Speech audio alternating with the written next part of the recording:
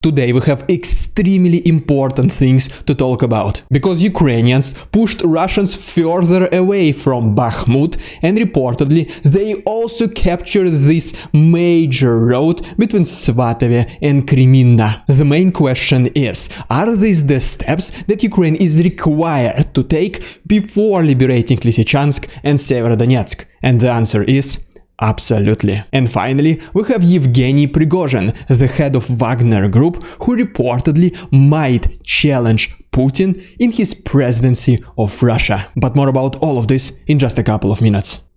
What's up, investors? It's the Russian dude, and let's go straight to the point and see some most recent footage. Our first picture comes to us from Belarus, where reportedly Ukrainian partisans were able to destroy railway tracks next to Zlinka. This railroad goes all the way to Bryansk to Homel and is used by Russians to resupply their forces to the north of Ukrainian border. Our next picture comes to us from Luhansk, where a local mine was caught on fire. Next we go to Dnipro, where we can see a civilian object, most likely a gas station, which was set on fire as a result of Russian drone attack. Then we move down to Zaporozhye, where we can see the arch-enemy of Elon Musk on Twitter, the ex-head of Roscosmos, the equivalent of NASA in Russia, and just a plain and simple trampoline lover, Dmitry Rogozin. Moving even more to the south, to Melitopol, we can see reportedly the headquarters of a local TV station,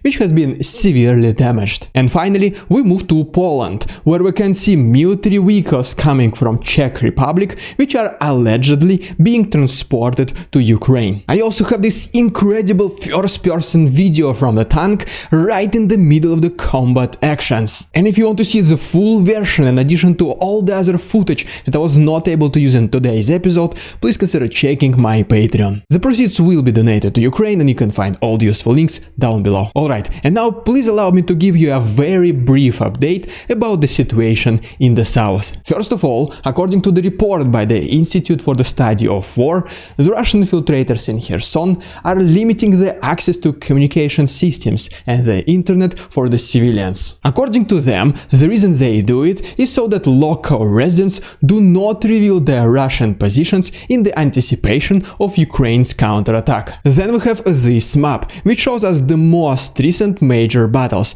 and as always, they happen around Dutchany, Davidov Brid, Snehurivka and Posad Pokrovsk. In addition to that, several sources confirm that one of the main targets of Ukrainians in this area is still Berislav and Nova Kakhovka. And at the same time, some important Russians continue to flee Kherson while ordering the regular Russian soldiers to protect the city, most likely covering their retreat. Alright, and now let's talk about the major part of the video, the situation in the east. And while I'm going there, please consider liking this video and subscribing to my channel if you like this style of daily updating. You can also follow me on Instagram and send me a message and I will reply to you. First of all, on this map we can see the changes in territorial control over the last couple of days. And as you can see, Ukraine got extremely close to this crucial road between Svatove and Kreminna, and at the same time they are actively pushing to the northwest of Svatove. But at the same time, we have several reports,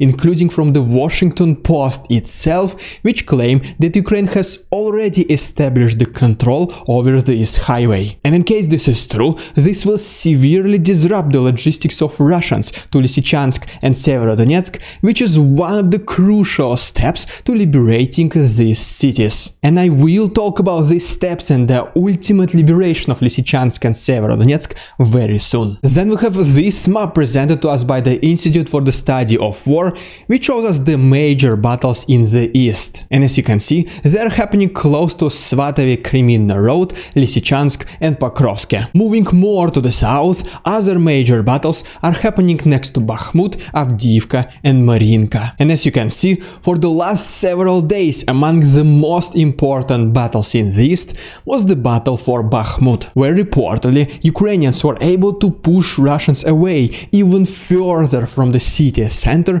and recapture the territory of a concrete plant. Before this, Russians spent weeks shelling Bakhmut and advancing as much as 100 meters per day, just so that Ukrainians take back all these territories in just a couple of days. But why Bakhmut is so important? Well, first of all, as you can see, this city is located on the intersection of major highways, which in the future will give access to Ukrainians both to Lugansk and Donetsk regions. Second is that right after establishing full control over Bakhmut and its neighboring areas, the next major city in this territory for Ukrainians will be Popasna. And as you can see, recapturing this city will give Ukrainians access to the highway which leads directly to the south of Lysychansk and Severodonetsk, which is one of the future steps in the liberation of both of these cities. And right here is your extremely quick reminder about the potential steps that Ukraine might need to take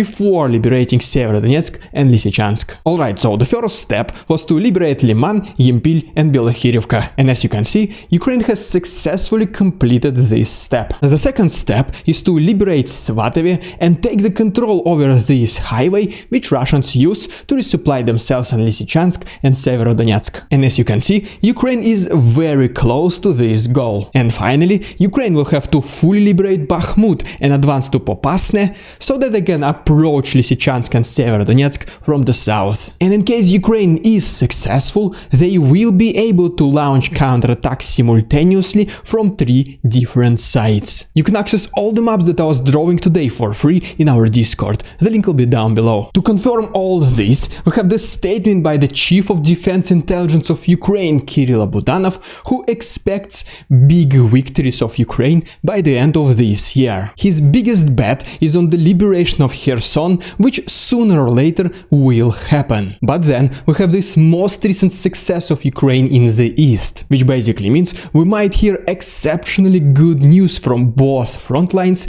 in the nearest future. And now just extremely quick about the second major part of the video is that the leader of Wagner, Yevgeny Prigozhin, might challenge Putin for the presidency of Russia. Right now, these are just wild speculations, but I mean, all the major news are just rumors at first. To begin with, the most recent annexation of Ukrainian territories by Putin was not supported 100% by every single Russian. And this also includes people from the Russian government, which reportedly created a split in Putin's inner circle. And among such people is the leader of Wagner, Yevgeny Prigozhin, who, according to the report by the Institute for the Study of War, continues to accrue power and to build his own military unit in parallel to the Russian armed forces. And since Wagner is a private military group, they do not need to report directly to the Ministry of Defense of Russia. The only person they need to report to is Yevgeny Prigozhin himself. One of the main territories in Ukraine where Wagner operates right now is around Bakhmut city, which is, as you already know, will be extremely hard for Russians to defend.